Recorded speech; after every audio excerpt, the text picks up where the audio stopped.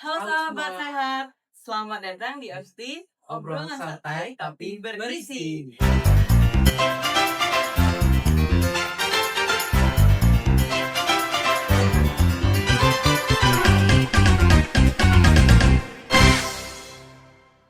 Jadi OSTI adalah ruang ngobrol santai tapi penuh informasi seru seputar kesehatan.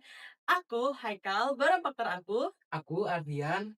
Hari ini kita akan ngobrolin tentang kesehatan hidupan anak-anak sekarang. ya terus tentang keburukan-keburukan anak sekolah pada zaman sekarang. Terus kita juga bakal bahas profesi mengenai ATLM.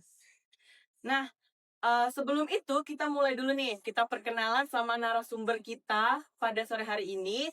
Eee, Boleh dong Oma perkenalkan dirinya? Oke, baik. Assalamualaikum warahmatullahi wabarakatuh. Perkenalkan, saya Nur Mardani, mantan daripada salah satu karyawan BIP Klinik Batamindo Investment Cakrawala, Medical Divisi, bekerja sebagai laboratorium teknisi, dan saat ini sudah nonaktif dan memasuki masa-masa pensiun.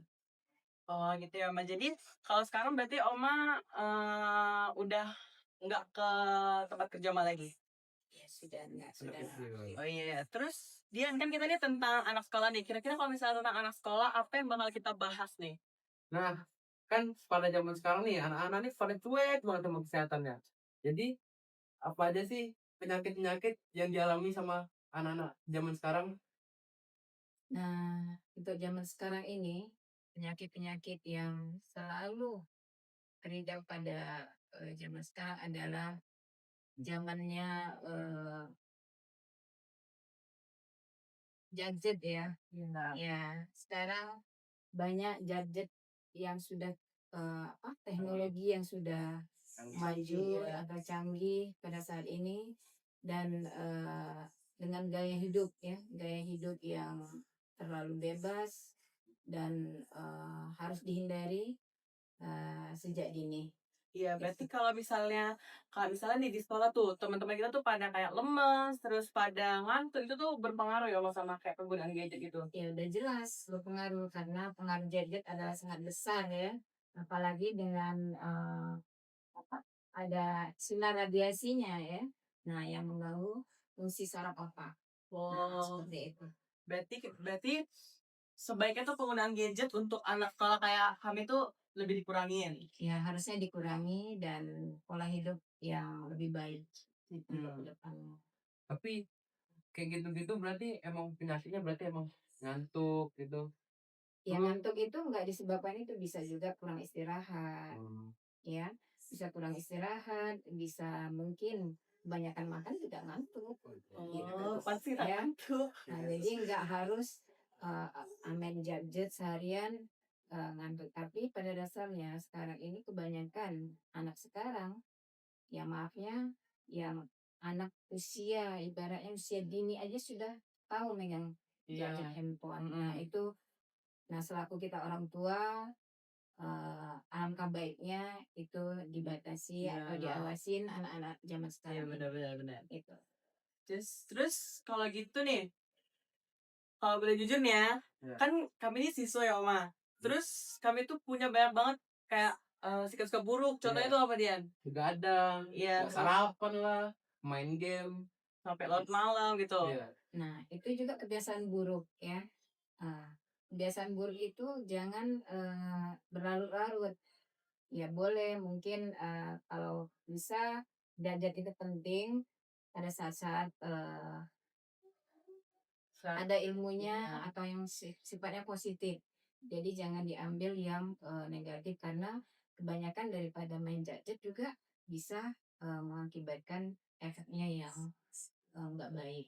Mhm. Kalau misalnya nih Oma, kan ada nih yang nggak bisa lepas buat sama HP. Itu Iya. solusi biar mereka lepas dari gadget terus cari Ya, kegiatan orang luar tuh tuanya gimana? harus HP-nya Memantau. disita Iya. atau memantau atau diawasi bagaimana perkembangan daripada anaknya.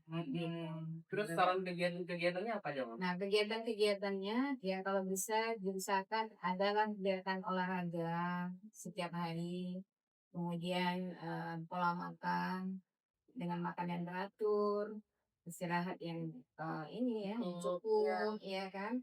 Ya pola hidup sehat atau sehat lima sempurna, ya kan? Mhm. Kemudian meluangkan waktu yang eh, hal-hal yang positif Ya, gitu. benar. Terus kalau misalnya nih tentang sarapan, sarapan tuh menurut Oma tuh penting nggak untuk kita sebagai siswa ya, sebagai siswa tuh Hmm. biar supaya bisa fokus gitu di sekolah itu kira-kira ngaruh nggak ya, Ma? Sangat penting, apalagi kalian sebagai anak-anak pelajar ya, siswa-siswa pelajar ini yang membutuhkan energi Iya. ya, atau kalori dalam proses belajar mengajar itu sangat dibutuhkan atau diperlukan ya, karena dengan sedikit sarapan atau sepotong, minimal sepotong roti itu bisa membantu gairah atau semangat belajar Heeh. atau konsentrasi atau fokus dalam mengikuti pelajaran gitu. Berarti kalau sarapan tuh kayak nggak harus lontong gitu, nasi nggak. Nggak harus Ya yang nggak berat-berat kan? harus, kalaupun misalnya mau lontong, silakan makan lontong, tapi sesekali karena lontong juga pengaruhnya besar terhadap fungsi daripada organ tubuh manusia. Oh Gitu. iya. Terus kalau misalnya nih kan ada nih ya beberapa anak yang kayak misalnya nih kayak Dian, dia tuh kalau misalnya sarapan dia sering sakit perut ya Dian. Iya. Ya dia sering sakit perut itu tuh gimana Oma cara ngatasinnya? Ya, makanya kadang ada yang sarapan itu baik, mungkin kondisi perutnya yang tidak bisa menerima, ada juga seperti itu. Makanya ada dianjurkan dengan snack-snack ya, snack-snack atau makan-makan yang ringan ya. Yang penting perutnya terisi dan tidak mengganggu pada saat belajar. Oh iya, berarti yang penting tuh minimal terus makan kayak roti gitu ya Oma. Iya, minimal makan roti. Kalau misalnya Ya. susu tuh bisa nggak Oma minum Ya susu boleh doang? minum susu atau roti untuk sebagai pelengkap supaya kita semangat, supaya kita fokus dalam belajar. Nah itu lebih baik. Oke. Terus sekarang tuh Dian, kan kamu nih hidupnya kurang sehat ya Dian. Kira-kira kamu butuh nggak nih tips untuk sehat secara praktis? Tuh banget dong. Jadi gimana ya Mbak tips biar kita tuh semangat buat ke sekolah dan sehat juga Mbak? Iya. Pertama disiplin ya. Pertama disiplin. eh, Kita jaga disiplin bagaimana kita hidup pola hidup kita dalam kesehariannya. Contohnya pola hidup sehat, ya makanan teratur, kemudian tidur yang istirahat yang cukup, ya kan, dengan mengadakan olahraga juga ya, olahraga dan itu sangat penting untuk memberikan efek apa, semangat dalam belajar ya, dan itu sangat diperlukan sekali apa, dan tentang kebersihan juga ya. Iya, Nah, bisa kebersihan ya. Tidak semua makan makanan yang dijual itu adalah bersih. Alangkah baiknya kalau kita membawa sarapan atau snack dari rumah atau bekal ya, itu lebih baik untuk menjaga kontaminasi daripada eh, penyakit ya. Ya. Terus kalau misalnya olahraga yang tadi Mas, itu olahraga itu olahraga yang berat kayak contohnya di sini. yang nge-gym angkat beban atau kayak sekedar stretching aja di kamar Atau gitu. jalan kaki Iya. gitu. Iya, kalau olahraga itu minimal 30 menit hanya jalan kaki atau jogging-jogging ya. Nah, setidaknya jogging atau keliling kompleks atau yang sederhana aja kita lakukan. Jalan pagi, Ya. habis subuh, sholat subuh, nah kita berjalan minimal 30 menit keliling itu sudah bisa ini menutupinya. Terus kalau dilihat nih kan Oma kayak masih masih sehat gitu ya. Nah, Iya. kira-kira olahraga Oma tuh apa, Wan? Nah, satu lagi ya, kebutuhan nutrisi ya. Nutrisi itu sangat penting. Karena apa? Karena asupan daripada gizi kita dan gizi jadi tubuh ini memerlukan asupan gizi ya. Asupan gizi atau nutrisi. Jadi kalau gizi kita kurang, kita lemah, lesu, ngantuk gitu. Ya kan Iya. bawaannya mau ngantuk, Iya. mau tidur, kepingin lesu lemas, itu pusing lah apalah gitu ya kan. Nah, itu sebaiknya pola makannya tadi. Nah, pola hidup sehat. Kenapa? Kuncinya adalah pola hidup sehat. Karena semua penyakit adanya di perut. Iya, Iya. ya, adanya di perut. Jadi kalau kita makan yang kita nggak menjaga pola hidup sehat, nah otomatis itu akan berpengaruh terhadap suatu penyakit. Hmm, Gitu. berarti lebih baik dikontrol ya Mas dalam tubuh kita ya, Ya, Mas. intinya kita Iya. harus jaga, harus kontrol makanan kita, pola hidup sehat kita. Nah, ibaratnya gizi kita, nutrisi kita, itu sangat penting. Ya, setidaknya buah-buahan itu adalah backup daripada Iya. untuk supaya kita lebih lebih fit lagi dalam Oh, belajar. oke, iya. Dan semangat gitu. Eh, berarti yang penting tuh kita tuh harus kontrol apa yang masuk dalam tubuh kita, Mas. Terus dibarengi sama olahraga ya untuk tips sehatnya. Mama, mau nanya boleh nggak? Kalau misalnya buah-buahan diganti sama pil vitamin boleh? Boleh multivitamin, vitamin, boleh ya. Tapi sebaiknya buah-buahan itu lebih Bagus. lebih baik ya dibanding ini. Kalau jika nggak ada buah-buahan boleh diganti dengan vitamin. Gitu. Ya. Terus nih, kan tadi udah dari tipsnya, Mas. Nah, tentu nih banyak ya pelajar di Indonesia yang mau jadi ATLM. Nah, kira-kira kalau misalnya mau jadi ATLM tuh langkah awal ya dia Iya, yang harus langkah diambil awal. tuh apa Mas dari misalnya sekolah dari SMK kah, dari SMA? Mungkin bisa diceritain dari Oma dulu gimana dari SMK-nya? Nah, kalau Oma pada saat itu setelah sekolah menengah pertama ya, kalau dulu SMP ya. Iya. Jadi kita lanjut ke eh, keguruan, yaitu adalah sekolah analis kesehatan. Ya, jadi sekarang ini kan mungkin sederajat dengan SMA, Iya. ya kan? Jadi itu lebih mendasar lagi, lebih kepada tujuannya, gitu. Jadi fokusnya ke tenaga kesehatannya, gitu ya.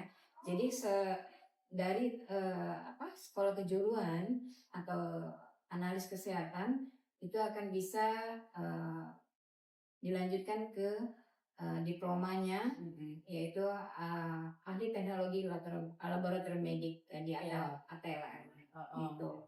Dan selanjutnya bisa juga lanjut ke D4-nya atau ke akademi analisnya gitu. Kalau Ya. dulu Oma itu D3 atau gimana? Kalau Oma dulu dari analis kesehatan, tapi sebaiknya dari sekolah menengah pertama itu langsung ke analis kesehatan yang lebih menjurus Iya, ke berarti kalau skillnya. sekarang kayak SMK gitu ya, Jadi Mas? kalau sekarang mungkin sederajat dengan SMK kali Iya. ya. Nah itu bisa kalian fokus ke kejuruannya gitu. Jadi lebih mendetail ke arah yang dituju Iya. gitu.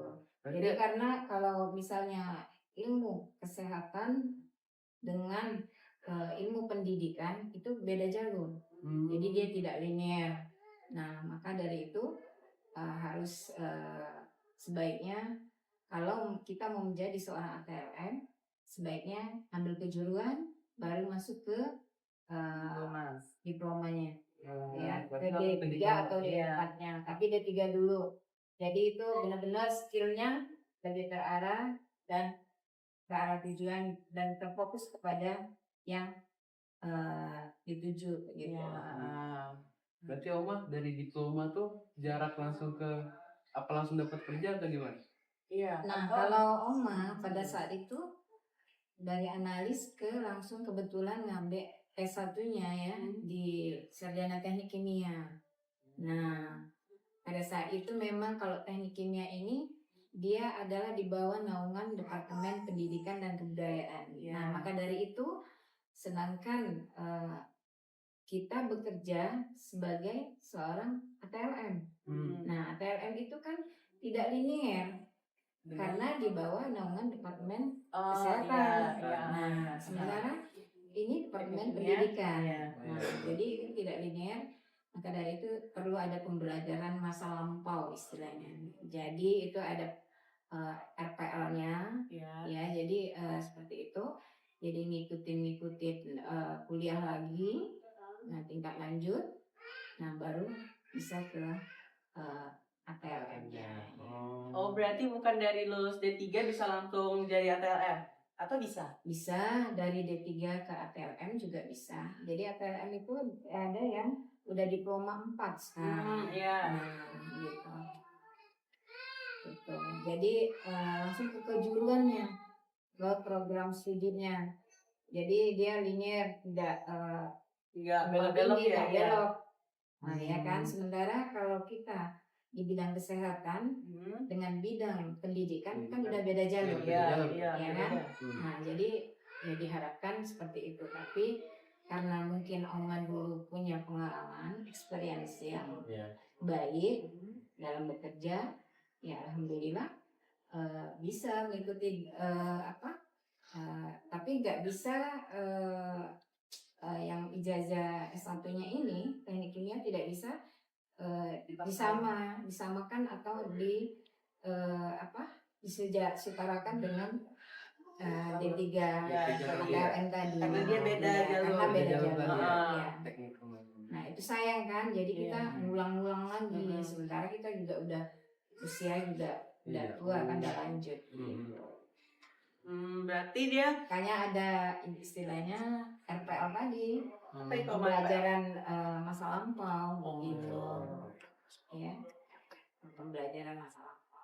Berarti kalau misalnya mau jadi ATLM tuh lebih Difokuskan ke analis Iya, berarti kesehatannya, lebih PLM-nya. diajarin dari SMK.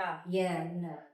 Tapi kalau misalnya dari SMA tuh nggak menutup kemungkinan kan, Mama? Tidak menutup kemungkinan, tapi bisa terkendala pada saat Praktikum. dia skillnya pada saat praktikum di lapangan atau di sekolah dia pasti pasti ada Karena kendala nggak kebiasa dari karena dulu tidak ya. terbiasa dan sama ibaratnya seperti perawat. Nah, perawat kan ada dengan akademi perawat, Iya. ya kan? Jadi kalau kita dari perawat sementara dari SMA ke akademi perawat itu lebih pintar sih perawatnya.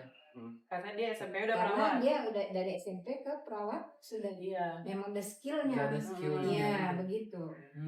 Makanya sama kayak Oma kan dari SMP langsung ke skillnya, kejuruannya, ke analis kesehatannya gitu. Jadi kalian kalau mau jadi seorang ATLM, ya sebaiknya nggak usah ngambil SMA tapi udah keburu ya SMK ya. Jadi kejuruan, jadi lebih baik ambil kejuruan lah ya, jangan ke sekolah yang menengah gitu. Nah, itu nih teman-teman tips kalau misalnya kalian mau jadi seorang ATLM. Nah, selanjutnya kita bakal ke bagian yang paling menarik, yaitu apa, Dian? Mitos atau fakta? Yes, yang masuk kita ke pertama ya teman-teman. Mitos atau fakta, kalau sering minum es itu bisa buat flu. Fakta. Kenapa Oma bisa dibilang fakta nih kan, Dian? Kenapa? Karena suhu tubuh ini tidak sama dengan suhu daripada es tersebut. Ya, perubahan suhu dapat menyebabkan atau tiba-tiba suhu Shock tidak gitu. seimbang, bisa tiba-tiba menjadi sakit atau demam atau batuk. Nah, pada saat itu, nah itu jelas fakta. Karena perubahan suhu juga bisa menyebabkan tubuh kita tidak menerimanya. Jadi lanjut. Terus katanya kalau es di luar tuh katanya lebih bahaya karena ada kandungannya pewarnanya gitu yang nggak sehat. Itulah kenapa kita tidak diperbolehkan atau bukan tidak diperbolehkan ya, boleh tapi melihat daripada apa yang kita beli ya, jajan atau jajanan lah seperti kalian. Jadi tidak sembarangan tempatnya ya, cara pembuatannya mungkin ya bisa, atau memang ini kondisi suatu itu bersih ya, kondisi lingkungannya yang bersih. Nah seperti itu. Oh gitu ya. Oke Oma, terakhir nih. Ini Dian baca kan ini kayak cocok nih pertanyaan sama kamu. Jadi ini Oma, kalau misalnya main game tuh bisa ganggu kesehatan kita nggak, Oma? Jelas mengganggu. Pertama sinar radiasi daripada Handphone. handphone ya, Iya. yaitu mengganggu dengan fungsi otak Mm-mm. ya.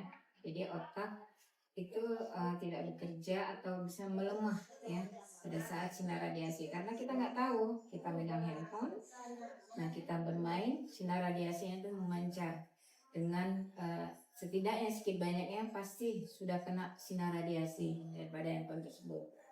Nah untuk dari itu ya kurang-kurangilah main handphone atau gadget yang memang tidak diperlukan. Iya. Kalau memang diperlukan ya seadanya aja. Kalau jika diperlukan ya harus Mm-mm. baru Tapi kita lebih ini. dikontrol gitu ya Oma penggunaannya. Ya setidaknya harus dikontrol pemakaiannya atau diawasin ya. Kadang-kadang kita juga selaku orang tua juga harus memantau Mm. anak-anak untuk bermain handphone tidak sembarangan atau 1 kali 24 jam kali. Nah itu bisa mengganggu aktivitas dia pada saat dia Iya. sekolah, pada saat dia belajar, dan kesehariannya juga. Gitu. Nah itu dia, berarti mau harus kurangin penggunaan handphone. Iya nih. Nah terus Oma, kan katanya nih, kalau begadang tuh emang bisa bikin darah tinggi ya, Oma? Itu Iya. mitos atau fakta, Oma? Nah kalau begadang itu Ngaruh nggak? benarnya ya fakta juga ya, fakta ya. Dia bisa buat darah Karena tinggi. bisa membuat hipertensi. Iya. Karena apa? Karena udara ya, udara yang sudah larut larut malam ya, itu tidak baik untuk kesehatan. Dan pastinya kalau kita begadang otomatis kan pengaruhnya, karena begadang itu karena apa? Kita bisa juga. megang handphone, begadang terus. Nah kadang-kadang kita nggak sadar, tiba-tiba handphonenya sudah kita tertidur juga. Nah seperti itu. Maka dari itu harus kurang-kurangilah main handphone, karena di era sekarang ini memang era yang canggih, tapi secanggih-canggih handphone, tapi alangkah baiknya kita gunakan untuk keperluan saja. Gitu ya. Iya. Jadi tidak boleh bergantung kepada handphone. Nggak ada handphone, nah kita sibuk mencari sesuatu yang ini gitu, seolah-olah kita kehilangan segala-galanya. Iya, betul. Ya. Nah, itu teman-teman. Jadi tadi kita udah bahas tentang apa aja, Dian? Tentang apa? Kesehatan, Tentang mitos dan fakta. tentang profesi, terus tentang kesehatan anak sekolah nih. Iya. Nah, mungkin itu aja Oma podcast kita pada hari ini. Kami ucapin terima kasih ya Oma atas kesempatannya mau jadi narasumber di podcast kami. Mungkin ada beberapa kata yang mau disampaikan Oma untuk anak-anak sekolah nih yang hidupnya kurang sehat. Baik ya. Ini adalah kata-kata bijak ya. Pergunakanlah waktu sebaik mungkin, karena waktu tidak dapat diulang kembali, dan pergunakan masa muda kalian dengan hal-hal yang positif, dan jangan sia-siakan apa yang sudah menjadi cita-cita kalian dan orang tua yang selama ini mendukung kalian. Itu aja. Terima kasih. Iya, Ma. Dan buat kalian semua, ingat ya, tubuh sehat itu bisa bikin kalian semangat belajar. Gampang main, terus lebih seru, dan mimpi lebih cepat tercapai. Sampai ketemu di opsi selanjutnya. Jangan lupa like, comment, and subscribe. Bye!